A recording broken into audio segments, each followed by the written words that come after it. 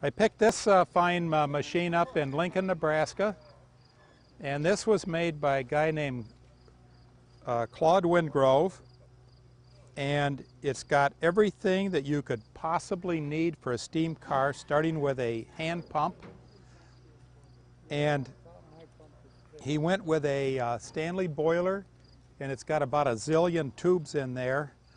And I was a little worried about the Stanley boiler, mainly because if you look at it, the outside sheet is welded, and when you roll to weld, you don't just roll from here to there, because where you weld, it's like this. You always roll past, and then you cut it, then you shear it, so that it's like, so here it's kind of like this, and we don't know if it was stress relieved or not. And so I said to somebody that I was never going to drive this because I really didn't feel right with the boiler right there in front of me. And so the person I was talking to said, well, why don't you, because I want to drive this desperately in all the 4th of July parades. And in town we have, you know, the little kids in their tricycles, and we have the llamas and everybody. And so the person said, well, if you worried about safety, he said, there's nothing to it. You got this really nice water tank. Why don't you just put the boiler up there and put the water tank between? And I'm thinking, well, that would be nice, because when the thing blows, it'll just blast all the little kids right into the llamas, but I'll be safe. So and I probably wouldn't even feel bad. So anyhow, what happened is the fellow wanted to be, he just loved locomotives. So he wanted that locomotive feel. So what he did, he looked in the book, and the only thing he could figure out how to make was an oscillating engine. And so he made oscillating engines because it's far, far too complex to put in a crosshead. And when he made this oscillating engine, if you look at it, you've got these plates here. And he started out, somewhere in here is there's a sheave in there somewhere, and he started out with a spring to hold the two rotating plates together. And if you analyze it, there's something like 20,000 pounds. Oh, yeah. If you just add up all the square inches, and this thing will go on the level, it won't go up a hill, because you need over 120 psi to go up a hill. You get over 120 psi and those plates pull apart, and there is nothing you can do to keep those plates together for 20,000 pounds, and so it won't go up a hill. And you can't put smaller wheels on it, because then the end of the connecting rod hits the ground, and it makes little chinks in the asphalt. And it's the most amazing thing you ever had, because every single thing here is wrong. It's got propane, it's got an oscillating engine, it's got a Stanley boiler, and there's no way you can wire wound it. He's got everything you can possibly find hooked into there. I was going to put just straps around it, like 1-inch straps, and I looked at it, and there's no way you can get a strap all the way around anywhere, because there's a fitting coming out.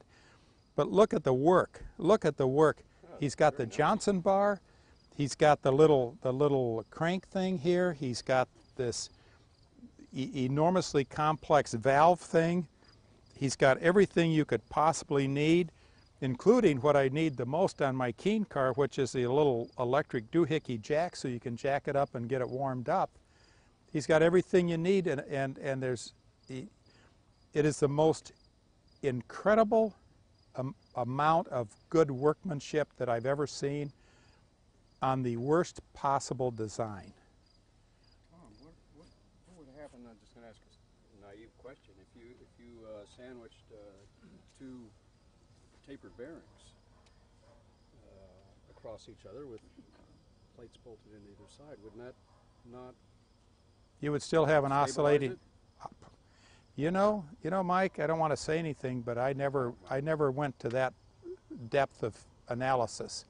When I saw this, I decided that the depth of analysis was done. So no, I didn't do any depth of analysis. This is Charlie Briar's Doble-Simplex, and The only thing, Charlie Briar was from San Diego and owned a Doble. The only part of it that is Doble is Simplex, is that big starter generator right here. The starter generator, which is running the water pump. And it was designed so that the Doble-Simplex originally had a V4. And it had a dog clutch. So what you did was you spun that, and you spun the engine and everything so that you could pump water in the boiler. And it had a Doble monotube boiler and the whole thing. So that's the only part that's Doble-Simplex. It's underslung. It's a, does anybody know Model A frames? Is this a Model A frame? Anyhow, it's underslung. And it had a monotube boiler up here based on Besler smoke coils sitting right here, burning kerosene, and it had a Doble cast aluminum with all the little micro switches, quartz rod controller. Then here it had a V-2 engine, which was that Doble Besler auxiliary engine, and there's two of them over at my shop, and I'll show them to you.